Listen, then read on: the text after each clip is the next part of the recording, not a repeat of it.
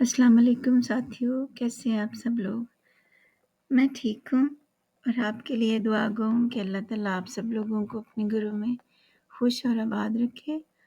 आजकल बच्चों की स्प्रिंग ब्रेक चल रही है और सारे बच्चे घर पे ही होते हैं, तो सबकी अपनी-अपनी फ़रमाइशें होती हैं।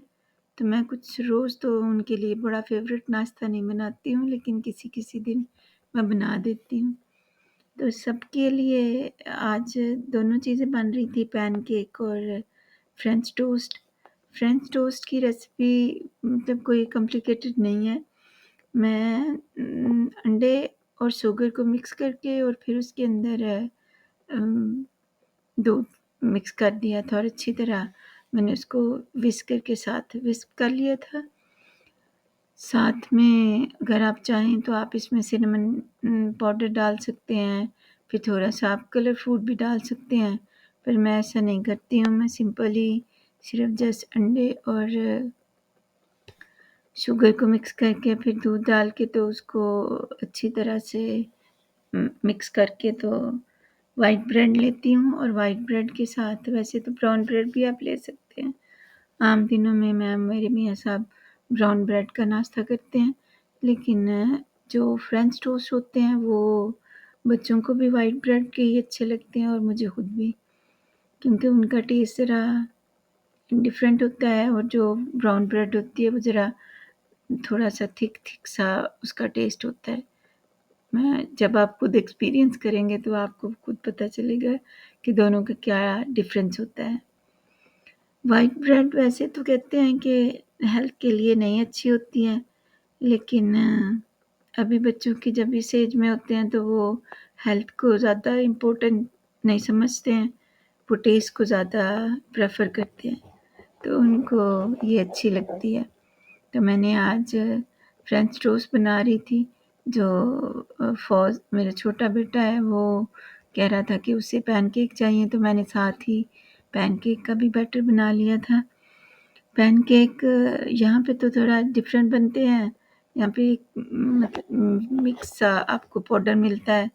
मैंने उसके अंदर अंडे और दूध के साथ उसको मिक्स कर लिया था, थोड़ी-सी शुगर के साथ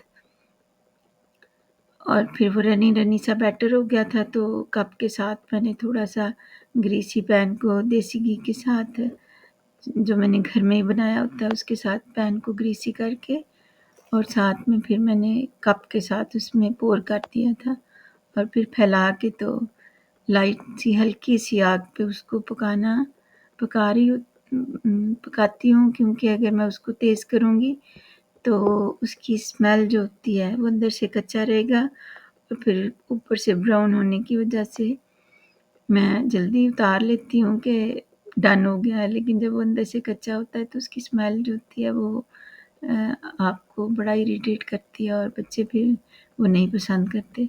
तो फिर मैं हल्की-सी आग पे उसको थोड़ा-सा ज़्यादा टाइम देती हूँ, तो ऐसे सही तरह से अंदर से भी पक जाएगा। जो फ्रेंच टोस्ट होते हैं उसको भी मैं लाइट सी हल्की आग पे पकाती हूँ, क्योंकि अगर तेज़ आग हो जाए तो फिर फ़ौरन से वो बहुत ज़्यादा जल जाता है। तो हमारी अम्मी जब होती थी, हमारी अम्मा तो जब हम गाँव में होते थे छोटे, तो हमारी अम्मा जो थी वो भी जैसे लाइक पैनकेक है, ऐसे ही वो एक पूड़ा बनाती होती थी। शहरों में तो पूड़े के कुछ और मीनिंग होते हैं या वो कुछ और तरह से बनता है, लेकिन हमारी अम्मा गुड़ को पानी में घोल के फिर उसके साथ आटा जैसे पैनकेक का रनी-रनी सा होता है लिक्विड सा, ऐसे ही वो भी उस आटे के साथ उस मीठे पानी को घोल के तो लिक्विड बना लेती थी, रनी-रनी और फिर उनको कप के साथ तवे के ऊपर पोर करके तो एक जैसे उन्होंने बनाया होता था गत्ते का स्पैचुला, यानी कोई भी कॉफ़ी का जो गत्ता होता था उसके साथ वो उसको पूरे तवे पे फैला देती थीं। जैसे आजकल हम इंडियन फूड में देखते हैं, उन्होंने वो क्या चावल का बनाया होता है कुछ, अब मुझे उसका नाम भूल गया है। तो इस तरह से वो पूरे तवे पे उसको फैला देती थी। फिर वो एक बारीक-सी सुलाख या जैसे बारबेक्यू वाली स्टिक्स होती हैं, ऐसी कोई होती थी उनके पास। उसको वो उसके साथ पलट लेती होती थी और वो उसके ऊपर जो सरसों का तेल होता था वो उसके ऊपर वो अप्लाई करती थी। यानी ब्रशिंग जैसे होती है ऐसे वो हल्का-हल्का सा उस पे सरसों का तेल लगाती होती थी। वो बहुत मज़े का होता था और हम उसको नमकीन दूध की खीर के साथ खाया करते थे। हमारे किसी दिन कभी ऐसा हुआ कि मैं वो बना सकूँ, तो फिर मैं आपको भी वो आपसे शेयर करूँगी वो वाली रेसिपी।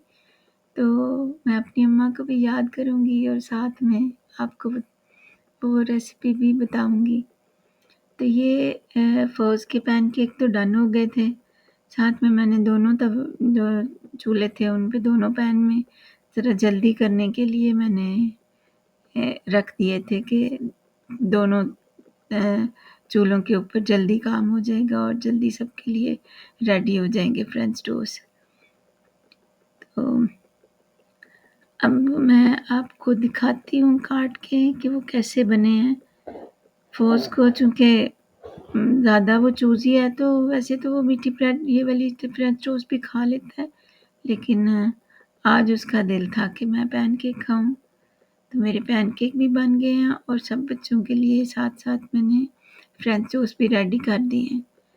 अब मैं इसके ऊपर डाल दूँगी समटाइम वो कहता है कि उसपे हनी डाल दें या फिर चॉकलेट भी हम इस पे लगा सकते हैं और इसके ऊपर आप सिरप भी डाल सकते हैं, मेपल सिरप।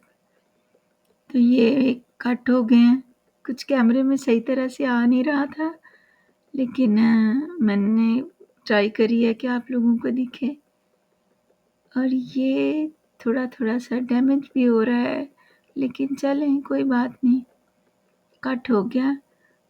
अब हम इस पे डालेंगे साथ में मैंने ये ब्रेड भी टर्न कर दी है और ये तकरीबन डन हो गई हुई हैं।